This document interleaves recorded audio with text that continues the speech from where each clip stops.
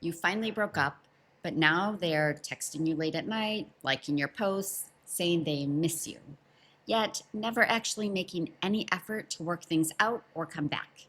If this sounds familiar, you're not alone. And if you're confused, stuck in fruitless hope, or wondering if you should respond to these mixed signals, this video is for you. We're diving into breadcrumbing after the breakup and why your avoidant ex keeps reaching out but never really shows up.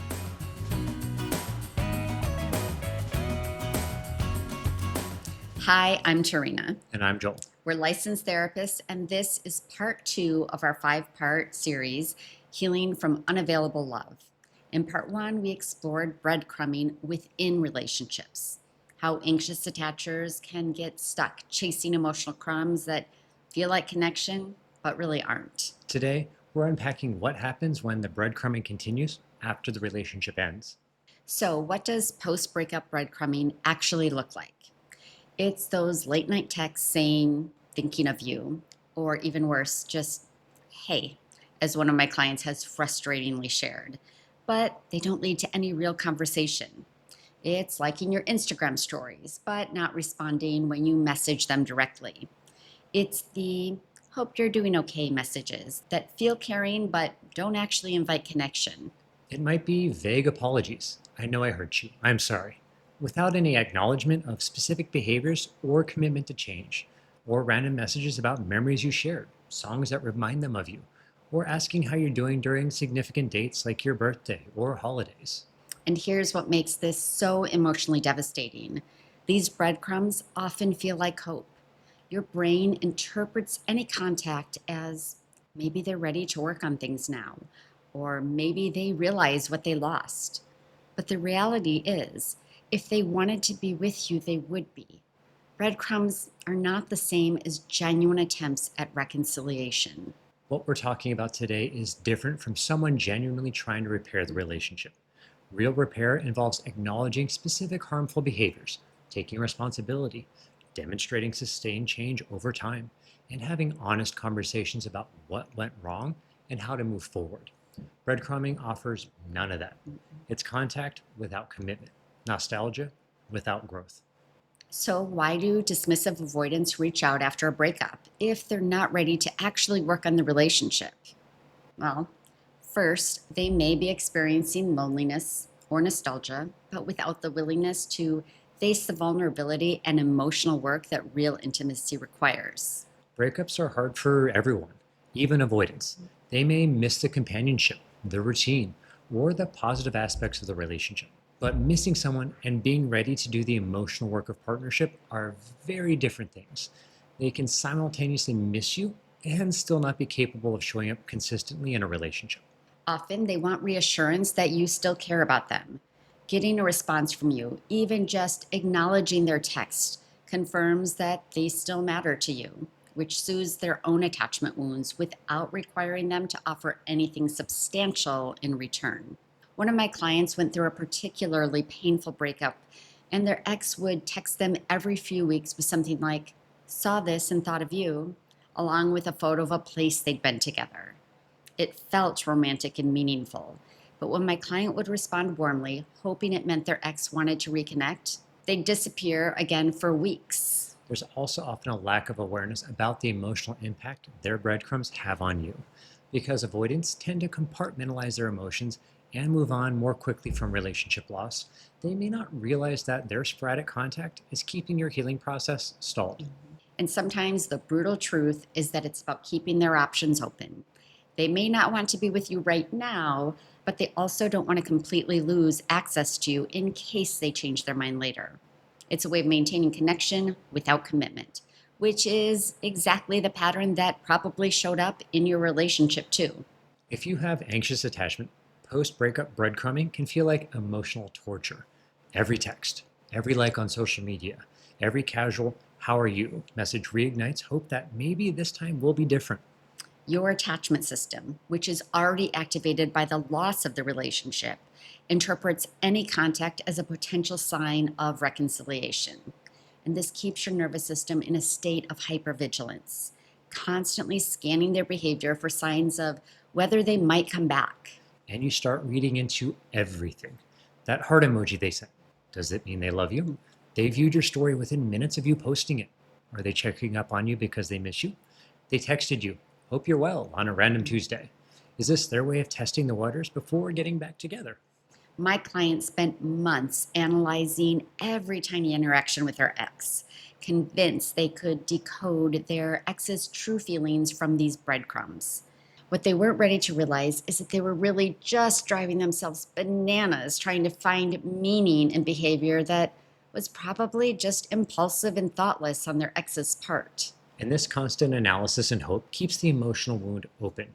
Instead of moving through the grief of the relationship ending and beginning to heal, you're stuck in this liminal space where you can't fully let go because there's always the possibility they might come back. It also makes it incredibly difficult to be open to new relationships. I mean, how can you fully invest in getting to know someone new when a part of your heart is still waiting for your ex to figure out what they want? These breadcrumbs literally keep you emotionally unavailable for healthier connections. And here's what's particularly challenging. Because the contact is intermittent and unpredictable, you never know when the next breadcrumb is coming. This uncertainty keeps your attachment system activated and makes it nearly impossible to establish the emotional stability needed for healing. Breaking free from post-breakup breadcrumbing is difficult for the same reason that breadcrumbing during the relationship was so addictive. Intermittent reinforcement.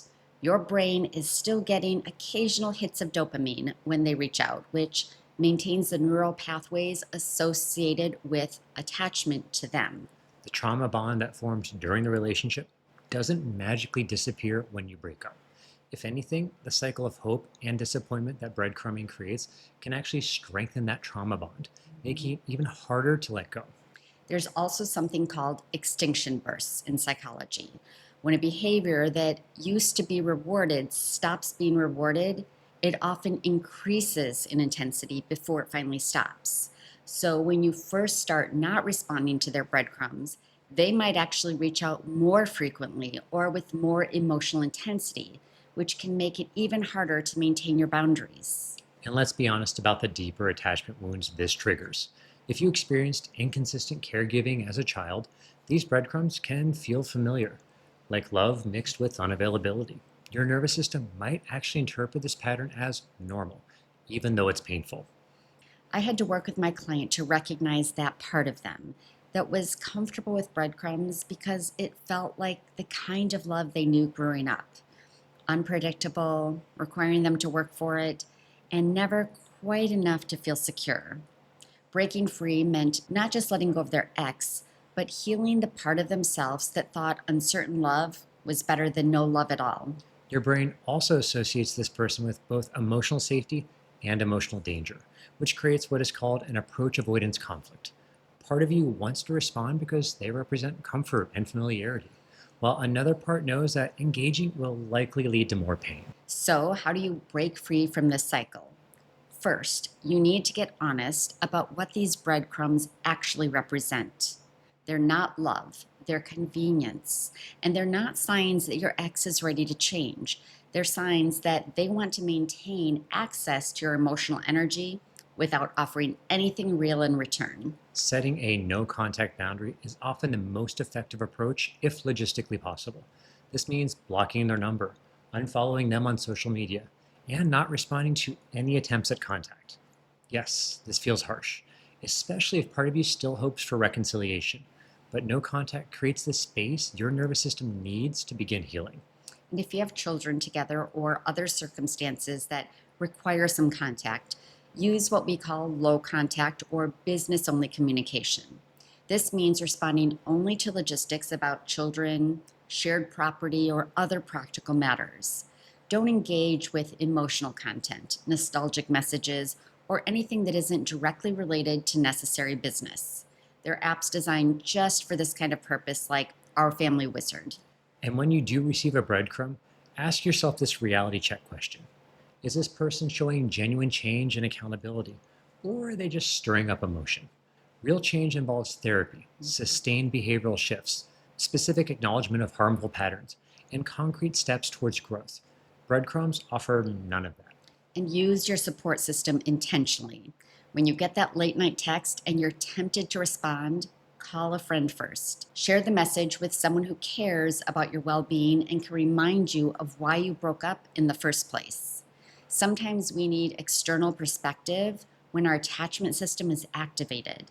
And please consider working with a therapist if you can. Healing from an avoidant relationship often involves processing not just this breakup, but the attachment wounds that made you vulnerable to this dynamic in the first place. Research on addiction and attachment shows us that intermittent reinforcement, unpredictable rewards, creates the strongest behavioral patterns. When your ex reaches out sporadically after a breakup, your brain releases dopamine in anticipation that this might be the contact that leads to reconciliation.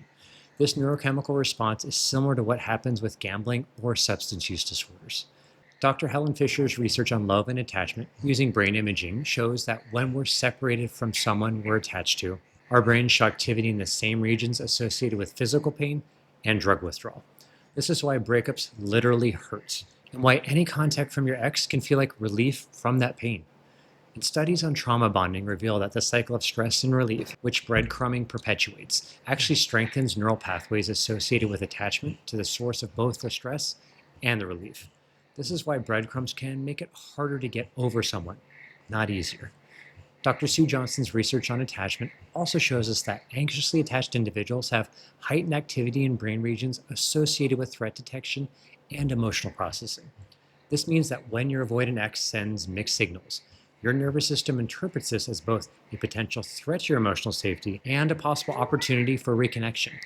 What's particularly relevant is research on intermittent explosive reinforcement in relationships.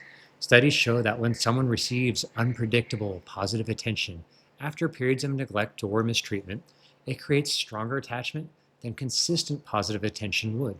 This explains why breadcrumbs can feel more meaningful than they actually are.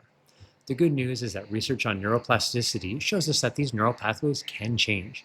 When you consistently choose not to respond to breadcrumbs and instead invest your emotional energy in relationships that offer consistency and security, your brain literally rewires itself to find those healthier patterns more rewarding. Studies on no contact after breakups show that it typically takes a couple of months for new neural pathways to become automatic.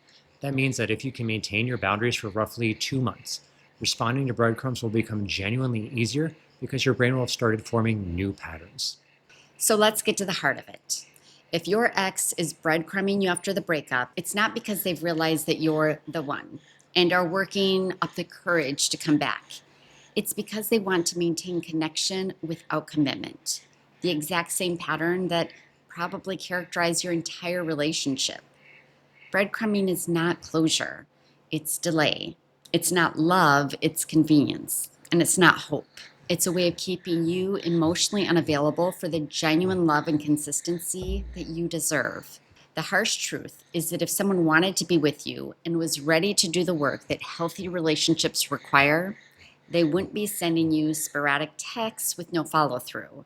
They would be showing up with accountability, genuine change, and concrete steps toward rebuilding trust. I know how desperately you might want those breadcrumbs to mean something deeper. When you're grieving a relationship and missing someone terribly, even a simple thinking of you text can feel like a lifeline.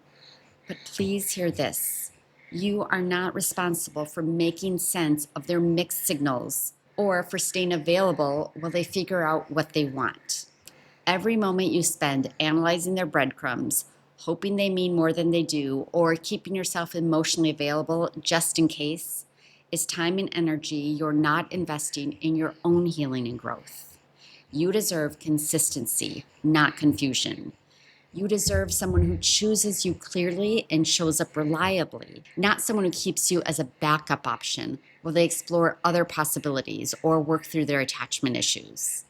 If your ex is genuinely ready to change and commit to doing the work that healthier relationships require, they will do much more than send occasional texts. They will seek therapy, take accountability for specific harmful behaviors, demonstrate sustained change over time, and have honest conversations about how to move forward together. And here's what I wish someone had told me during my own healing from avoidant relationships. Choosing to ignore the breadcrumbs isn't giving up on love.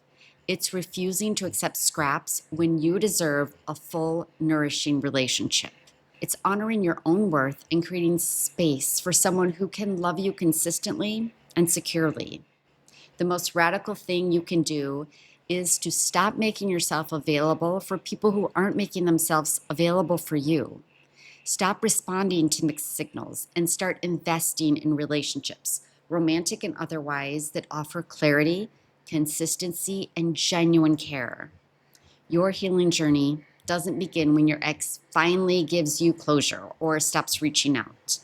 It begins when you decide that your emotional well being is worth more than staying accessible to someone who has already shown you that they're not ready or willing to love you in the way you deserve to be loved. You're worthy of secure, consistent love. Not perfect love, but love that doesn't leave you constantly wondering where you stand or analyzing text messages for hidden meaning. That love exists, but you have to create space for it by stopping your participation in relationships that offer only uncertainty and emotional breadcrumbs. So here's what we want you to think about. What breadcrumbs have you been accepting from your ex?